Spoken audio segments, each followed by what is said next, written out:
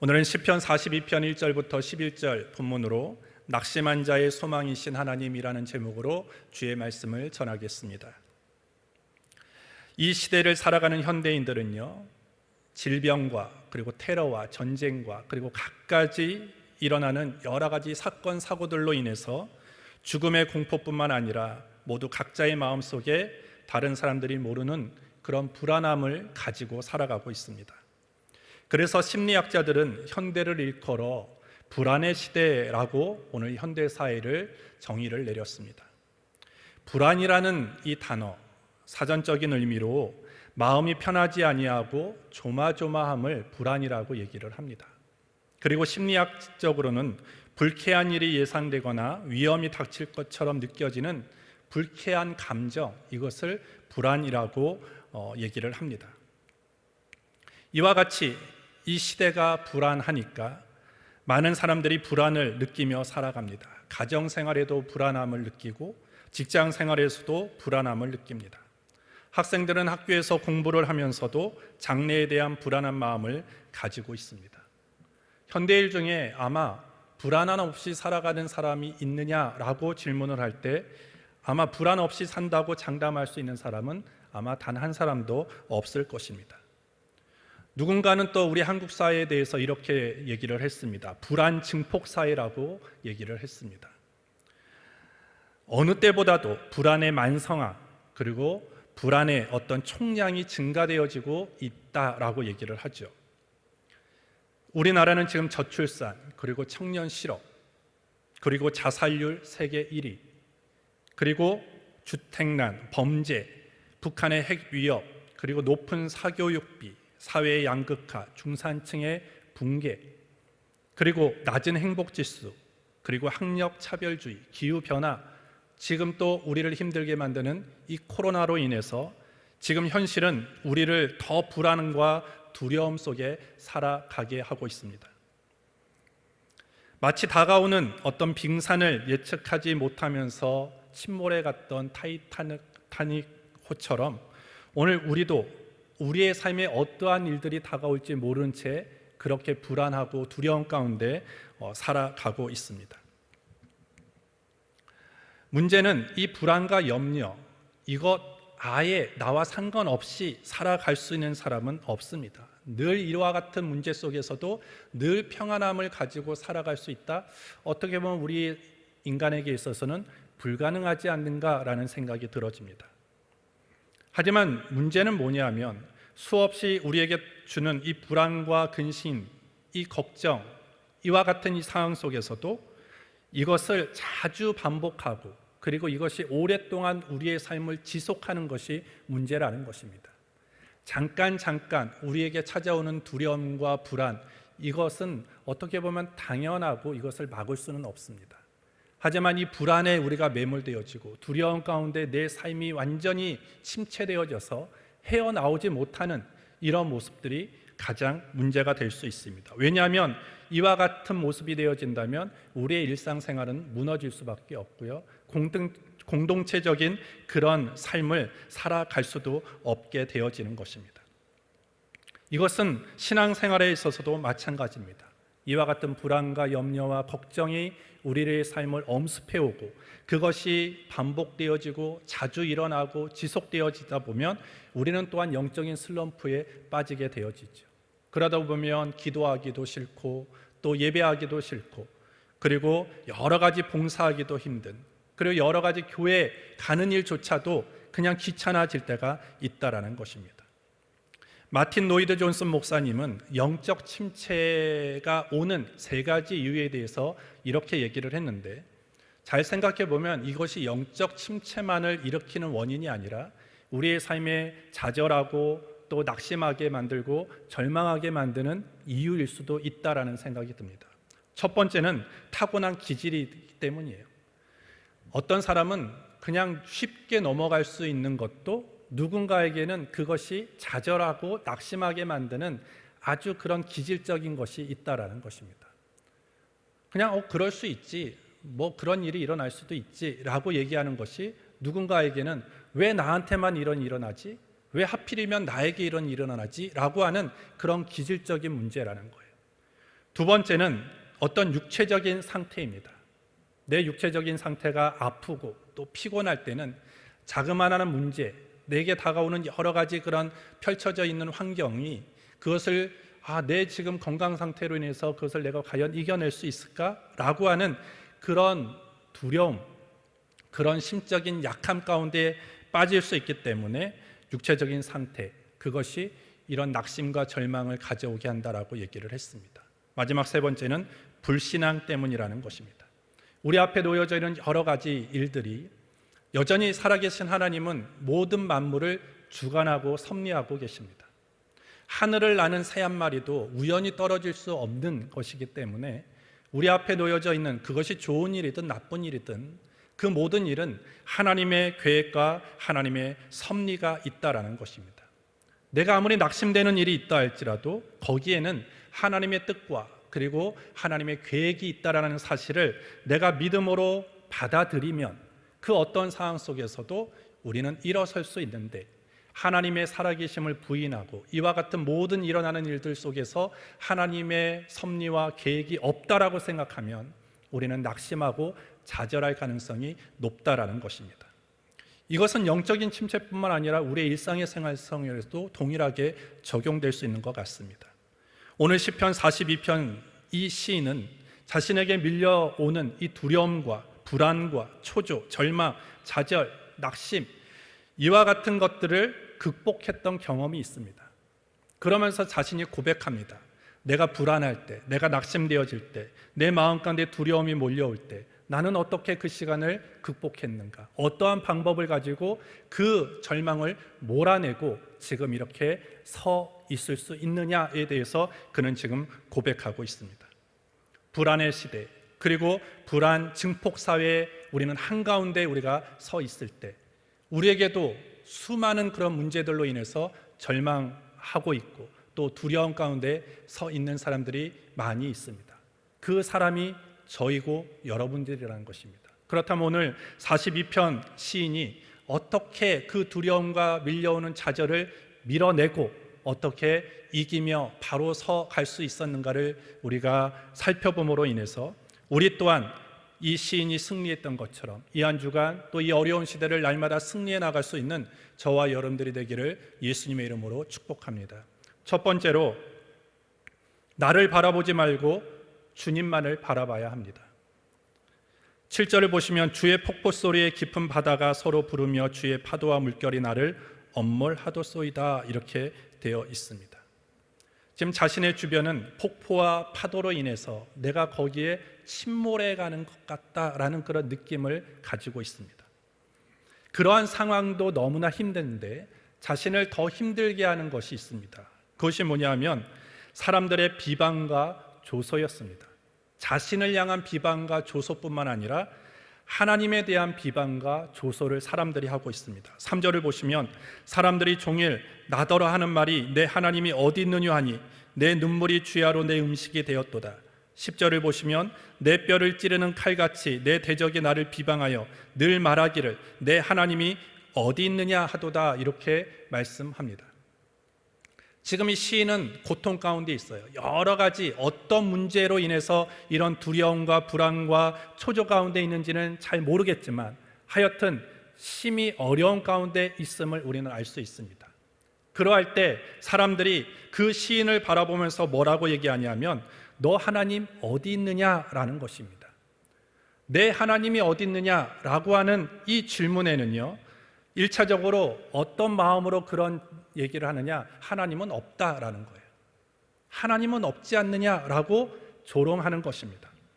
또한 두 번째는 하나님은 무능하다라는 것입니다.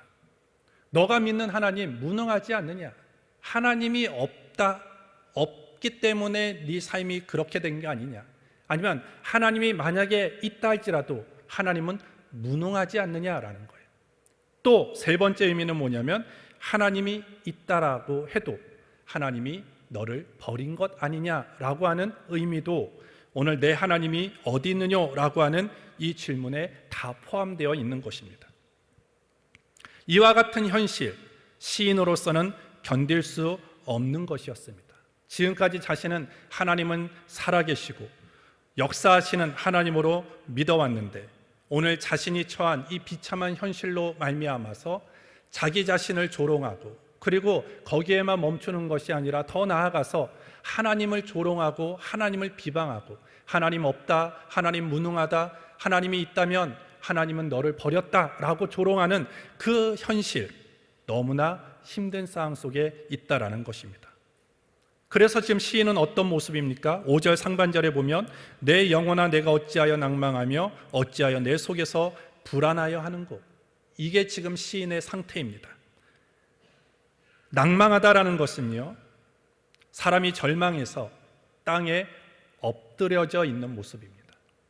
그리고 불안하다라는 것은 용기를 잃다라는 의미고, 그리고 중얼거리다라는 의미입니다.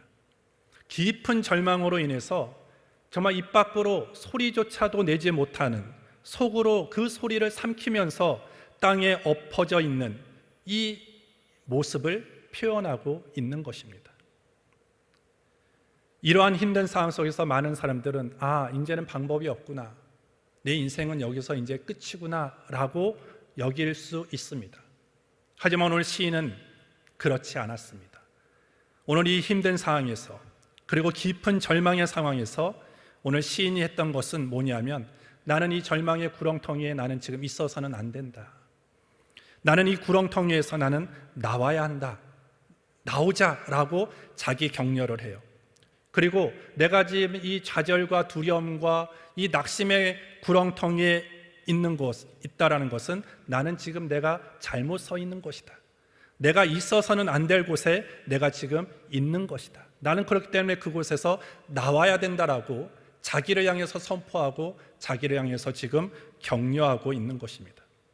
그러면서 오늘 시인이 첫 번째 한 것이 무엇이냐? 1절을 보시면 하나님이여 사슴이 시냇물을 찾기에 갈급한 같이 내 영혼이 주를 찾기에 갈급하니이다. 첫 번째로 이 시인이 자기 격려를 하면서 한 것이 뭐냐면 하나님을 찾는 것이었습니다. 눈물 나고 불안한 이 고난 속에서 자신의 영혼이 주를 찾기에 더 힘썼다라고 고백하고 있는 것입니다. 이 고난과 이 절망과 낙심의 이 시간 속에서 가장 근본적인 문제가 무엇인가를 알게 되었어요. 이것은 주변의 문제가 아니구나. 자기를 넘어뜨리고 자기를 침몰시키려고 다가오는 파도와 같은 것이 아니라, 그리고 사람들의 조롱이 아니라 지금 가장 큰 문제는 뭐냐면 내 영혼이 더 하나님을 향해서 찾지 않고 있다라는 것입니다. 주변의 문제가 아니라 이 문제를 돌파하고, 그리고 이러한 절망의 상황 속에서 내가 다시 중심을 잡고 일어설 수 있는 것은 하나님과의 관계를 더 강하게 하는 것이다 라는 것을 시인은 깨달았기 때문에 오늘 하나님을 찾았다라고 오늘 고백하고 있는 것입니다. 또한 낙심할 수밖에 없는 상황에서 이 시인이 했던 두 번째 행동은 뭐냐면 하나님을 바라보는 것이었습니다. 5절과 11절 하반절에 보시면 너는 하나님을 바라라. 그 얼굴의 도우심을 인하여 내가 오히려 찬송하리로다. 이렇게 말씀합니다. 믿는 사람들이 왜 두려워합니까? 왜 불안해합니까?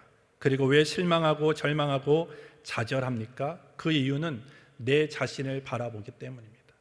하나님을 바라보지 아니하고 세상을 바라보기 때문에, 능력의 하나님을 바라보지 않고 문제를 바라보기 때문에 사람들이 두려워하고 불안해하고 좌절하고 절망합니다. 따라서 오늘 하나님을 바라보는 믿음을 우리는 가져야 합니다. 오늘 시인은 그것을 깨달았다라는 것이죠. 오늘 이 낙심되고 절망되는 상황 속에서 내가 해야 하는 일이 무엇인가? 이제까지 나를 바라본 것을 시선을 돌려서 하나님을 바라보자라는 거예요. 문제를 바라보고 태산과 같은 그런 상황을 바라봤던 나의 눈을 하나님을 향해서 돌리자라는 것입니다. 오늘 여러분들의 시편 42편과 43편은 동일한 사람이 진 시입니다. 42편도 그렇고 43편도 보면요, 많은 단어, 너무나 많이 나오는 그런 단어가 있어요. 그것이 뭐냐면 나라는 단어입니다. 그러니까 이 나라는 단어가 50번이 넘게 나옵니다. 이 말은 뭐냐면 이 시인이 지금 자신에게 집중해 있다라는 것입니다. 처음부터 마지막까지 내가 어쩌고 내가 어떻게 했고 이렇게 계속 얘기를 한다는 것은 지금 자신의 눈이 누구를 향해 있느냐? 자기 자신에게 향하여 있다는 것을 지금 말해주는 것이죠. 자신을 바라보는데 너무 바빴어요. 그러다 보니까 하나님을 바라보지 못했어요. 하나님을 잊어버리고 있었습니다.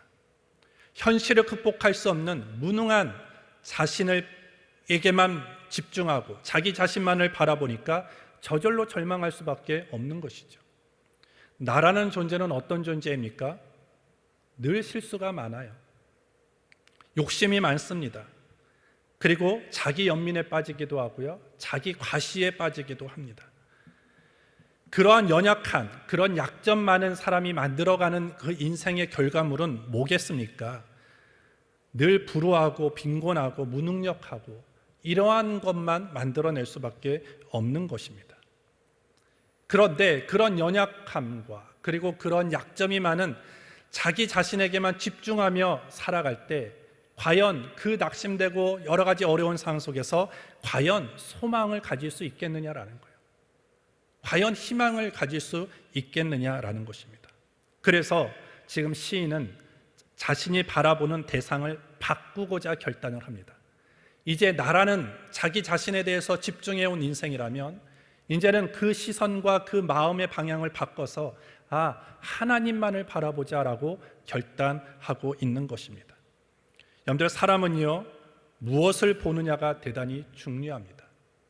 무엇을 바라보느냐에 따라서 그의 미래가 달라지는 것입니다. 그 마음이 어디를 향해 있느냐, 그의 눈이 어디를 향해 있느냐에 따라서 그 미래와 운명이 결정되어지는 것이죠. 오늘 본문은 뭐라고 얘기합니까? 너는 하나님을 바라라. 자기 자신에게 있어서 이렇게 격려하는 거예요. 이제까지 내 자신을 바라보며 살아왔던 자기 영혼을 향해서 이제는 하나님을 바라보자. 하나님을 향하여 내 눈과 내 마음을 돌이키자라고 지금 외치고 있다라는 것입니다. 오늘 우리도 어렵고 힘든 상황 속에서 누구를 바라봐야 됩니까? 우리의 삶을 온전케 하시는 예수 그리스도를 바라봐야 하는 것입니다.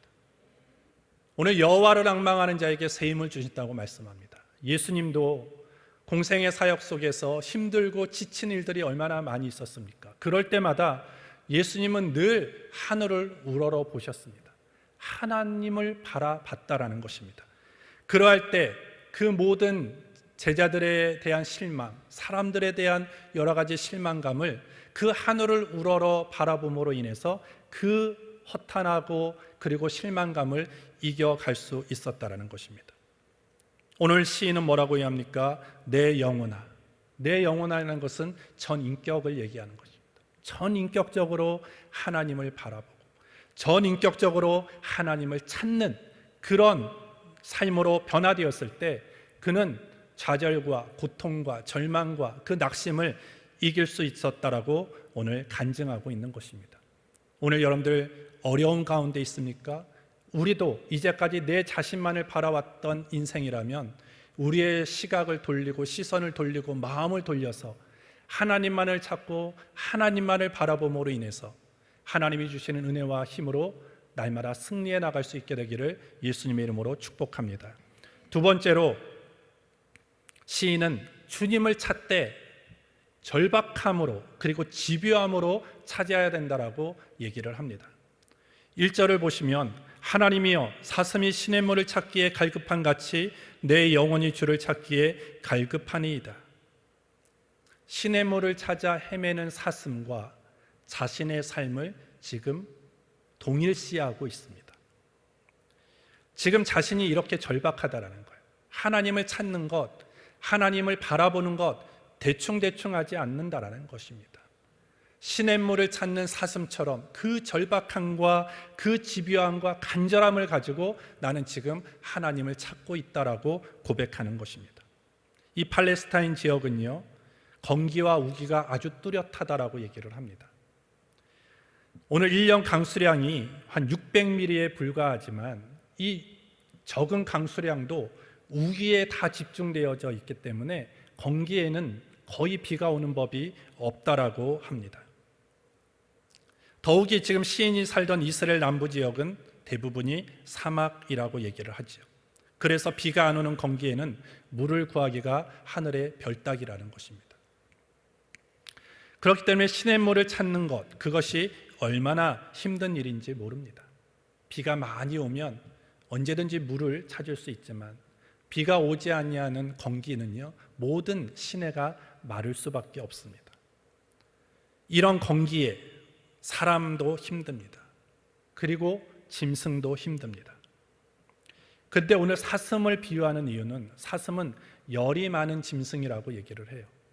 열이 많기 때문에 이 사슴은 물을 자주 먹어야 된다고 얘기해요. 물을 자주 먹어서 그 열을 식혀야 된다라고 얘기를 합니다. 그래서 이 시기, 이 건기는요, 사슴에게 있어서 너무나 고통스러운 기간입니다. 더욱이 이 건기에 사슴이 그냥 가만히 있으면 되는데, 오늘 이 건기가 사슴에게 있어서는 짝짓기 할 수 있는 시기라고 얘기를 해요. 짝짓기를 하는 시기이기 때문에 사슴들도 몸의 변화가 일어나고요, 더 에너지가 넘치기 때문에 이 짝을 찾아다니는 숫사슴들에게는요, 더 타는 목마름이 있다라는 것이죠. 그래서 사슴들은요, 계속 시냇물을, 마실 물을 찾기 위해서 헤매고 다닌다라는 것입니다. 그래서 물을 찾으면, 시냇물을 찾으면 사슴은 살 수 있어요. 하지만 시냇물을 찾지 못하는 사슴은 다 목말라 죽을 수밖에 없다라는 것이죠. 오늘 이와 같은 사슴을 빗대어서 자신을 보여주고 있는 것입니다. 오늘 죽어간 사슴들, 왜 시냇가에서 오늘 시냇가를 찾지 못한 이 사슴들이 죽어갔습니까? 목마름 때문이라는 것이죠. 그래서 이 죽어간 사슴에게 있어서 이 물이라는 것은요, 그냥 물이 아니에요. 그 사슴에게 있어서는 생명과 같다라는 것입니다. 시냇물을 찾은 사슴은 삽니다. 시냇물을 찾지 못한 사슴은 죽습니다. 마찬가지로 오늘 시인도 그렇게 얘기하는 것입니다. 내가 하나님을 지금 찾고 있는데, 내 인생이 하나님을 찾으면 나는 살고, 하나님을 찾지 못하면 나는 이 절망과 고통 속에서 나는 죽어갈 수밖에 없다라는 것을 얘기하면서, 나는 그렇기 때문에 하나님을 아주 집요하게, 그리고 하나님을 아주 절박하게 나는 지금 찾았다라고 오늘 간증하고 있는 것입니다. 예레미야 17장 13절에 이스라엘의 소망이신 여호와여, 무릇 주를 버리는 자는 다 수치를 당할 것이라. 무릇 여호와를 떠나는 자는 흙의 기록이 되오리니 이는 생수의 근원이신 여호와를 버림이니라. 우리에게 있어서 시냇가, 우리에게 있어서 생수는 누구냐? 하나님이다라는 것입니다. 시편 42편 1절에서 강조하려는 내용이 무엇입니까? 오늘 우리도 그렇기 때문에 자신도 이렇게 주를 찾았다라는 거예요. 그렇게 절박함과 그렇고 간절함을 가지고 그 주님을 찾고 주를 만났을 때 나는 살 수 있었다. 그러니 지금 이 찬양의 노래를 하면서 절망 가운데 있는 자들, 그리고 낙심 가운데 있는 자들이 다시 그 절망과 낙심한 자리에서 일어서기 위해서는 어떻게 되느냐? 나처럼, 그리고 사슴이 시냇물을 찾듯 그 갈급함과 그리고 그 집요함으로 하나님을 찾으라고 오늘 권면하는 것입니다. 그러면 우리도 살 수 있다라는 것이죠. 오늘 우리는 하나님을 입으로만 찾으면 안 됩니다. 우리의 실존 생활 속에서 정말로 하나님을 간절히 찾아야 되는 것입니다. 오늘 아무리 힘든 그런 상황 속에서도 우리가 주님을 찾고 그리고 주님을 만날 수만 있다면, 그리고 하나님을 향한 그런 다시 한번 신뢰를 회복할 수만 있다면 우리는 살 수 있게 되어지는 것입니다. 따라서 오늘 우리는 낙심할 때가 아니라 하나님을 찾을 때라는 것입니다. 우리는 절망할 때가 아니라 하나님을 바라보아야 할 때인 것입니다. 그것이 살 길인다라는 것을 우리에게 가르쳐 주는 것입니다. 따라서 우리는 하나님을 만날 때까지 포기하지 마십시오. 하나님을 찾을 때까지 포기하지 마십시오. 하나님이 내 삶에 오셔서 내 삶을 주관하시고 내 삶을 회복시키시고 내 삶을 치료하실 때까지 절대 포기하지 마십시오. 끝까지 집요하게 하나님을 찾고 하나님의 은혜를 구할 수 있는 우리 모두가 되어지기를 예수님의 이름으로 축복합니다. 마지막 세 번째로, 하나님은 누구보다도 저와 여러분들의 상황을 가장 잘 아시는 분이십니다. 2절에 보시면 내 영혼이 하나님 곧 생존하시는 하나님을 갈망하나니 내가 어느 때에 나아가서 하나님 앞에 배울꼬, 이렇게 되어 있습니다. 지금 시인이 제가 앞서 말씀드렸듯이 힘들어했던 두 가지의 이유가 있다고 말씀드렸어요. 하나는 자기 앞에 놓여져 있는 어려운 상황입니다. 그리고 더 자신을 힘들게 했던 것이 뭐냐면 사람들이 하나님이 어디 있느냐라는 것입니다. 하나님 없지 않느냐? 하나님 무능하지 않느냐? 하나님은 너를 떠나지 않았느냐라는 것입니다. 그런데 오늘 2절에 보시면 시인이 뭐라고 얘기합니까? 하나님은 곧 생존하시는 하나님이시다, 이렇게 되어 있습니다. 하나님은 살아계시다라는 거예요. 마치 지금 자신은요, 사람들이 그렇게 조롱할 정도로 하나님이 그를 떠난 것 같아요. 하나님이 그를 외면하는 것 같아요. 그렇게 고통 속에 있음에도 불구하고 시인은 지금 뭐라고 고백하고 있습니까? 하나님은 생존하시는 하나님이시다라는 거예요.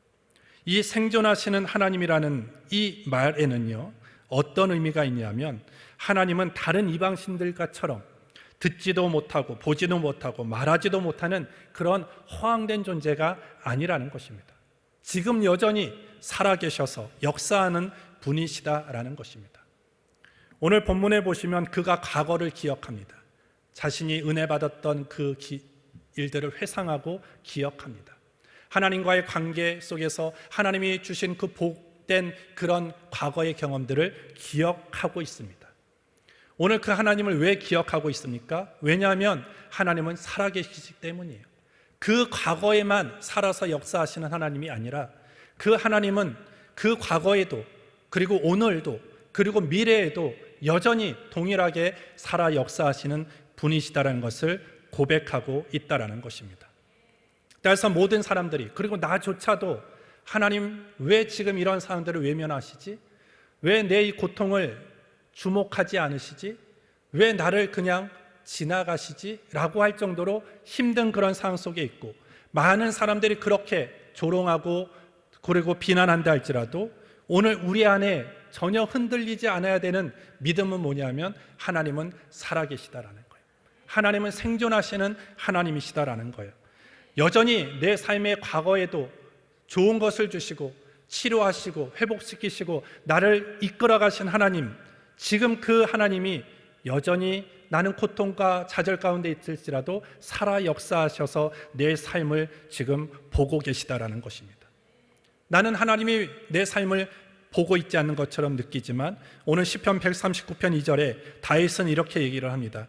주께서 내가 앉고 일어섬을 아시고 멀리서도 나의 생각을 밝히 아시오며, 이렇게 되어 있어요. 하나님은 한순간도 우리를 외면한 적이 없다라는 거예요. 하나님은 늘 우리를 눈동자처럼 지키시고 졸지도 아니하시고 주무시지도 아니하시면서 우리를 늘 지켜가고 계시는 하나님이심을 믿어야 한다는 것입니다. 그래서 여러분들, 우리가 많이 부르는 복음성가 나의 등 뒤에서 나를 도우시는 주, 이 찬양의 가사를 보면요, 이렇게 되어 있습니다. 나의 등 뒤에서 나를 도우시는 주, 때때로 뒤돌아보면 여전히 계신 주, 잔잔한 미소로 바라보시며 나를 재촉하시네. 일어나 걸어라, 내가 새 힘을 주리니 일어나 너 걸어라, 내가 너를 도우리라, 이렇게 되어 있습니다. 늘 우리가 뒤를 돌아보면 하나님이 계실까? 하나님이 내 삶에 여전히 함께 하실까라고 궁금해질 때마다 내가 뒤를 보면 여전히 하나님이 내 등을 떠밀어 주고 계시는 그 하나님을 발견할 수 있다라는 가사의 내용 아닙니까? 하나님은 여전히 우리와 함께 하십니다. 하나님은 여전히 살아서 역사하셔서 우리의 삶을, 우리의 처한 상황을 가장 잘 아시면서 하나님의 시간과 방법 속에서 우리를 다시 세워주시는 분이시다라는 것입니다. 또한 혹자는 이 생존하시는 하나님이라는 표현이 하나님이 살아 역사하시는 하나님이다라는 그런 의미를 뛰어넘어서 또 하나의 의미로 나아가는데 생존하게 하시는 하나님이시다라는 것입니다. 생존하시는 하나님이, 살아 역사하시는 하나님이 하나님을 간절히 찾고 하나님을 바라보는 영혼에게 생존하시게 한다라는 것입니다. 오늘 우리는 많은 사람들, 결국 시냇물이 시냇가에 심겨진 나무를 사시사철 푸르게 하는 것처럼 오늘 우리의 영원한 생수의 근원이신 하나님을 찾는 자들에게 그 하나님은 우리를 살아가게 하신다라는 거예요. 생존하게 하시고 생명력 있게 살아갈 수 있도록 이끌어 주신다라는 것입니다. 그래서 우리는 누구에게 꼭 붙어 있어야 됩니까? 하나님께 꼭 붙어 있어야 되는 것입니다. 오늘 우리의 삶에도요, 여전히 오늘 시편 저자와 같이 고난의 밤이 찾아올 수 있고요, 그리고 고통의 그런 파도가 우리에게 몰려올 수 있습니다. 나는 평안한데요, 하지만 이미 찾아온 분도 있고 앞으로 찾아올 분도 있다라는 것입니다. 가정에 고난이 찾아올 수 있고요, 부부관계에 어려움이 생길 수도 있습니다. 부모와 자녀의 관계가 틀어질 수도 있습니다. 일터에 또 여러 가지 우리의 삶의 자리에 이런 문제들이 발생할 때가 있을 것입니다. 나는 연약하고 나는 허물 많고 나는 약점이 많은 그런 존재이기 때문에 그런 문제가 우리 가운데 올 때 어디서부터 바로잡아야 될지, 어디서부터 매듭을 풀어야 될지 알지 못할 때가 있습니다. 그러면서 많은 사람들이 우리의 가정과 우리의 삶을 보면서 오늘 시인이 당한 것처럼 너 하나님 어디 있느냐, 내 하나님은 어디 있느냐 라고 조롱할 때도 있을 것입니다. 그러할 때 우리는 어떻게 해야 되겠습니까? 오늘 말씀처럼, 오늘 시인이 했던 것처럼 나를 바라보지 말고 주님을 바라봐야 되는 것입니다.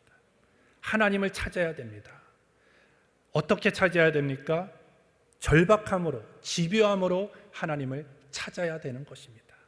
한두 번 찾고 마는 것이 아니라 찾을 때까지 하나님이 내 삶을 절망에서 희망의 자리로, 소망의 자리로 내 인생을 바꾸어 주시고 옮겨 주실 때까지 그런 절박함을 가지고 하나님을 찾는 그런 믿음을 우리는 회복해야 될 줄 믿습니다. 왜? 여전히 하나님은 나를 가장 잘 알고 있기 때문이에요. 나를 가장 잘 알고 있는 사람을 찾아야 되지 않습니까? 나를 가장 잘 알고 내 문제를 가장 잘 해결해 줄 수 있는 분을 찾아가야 되지 않겠습니까?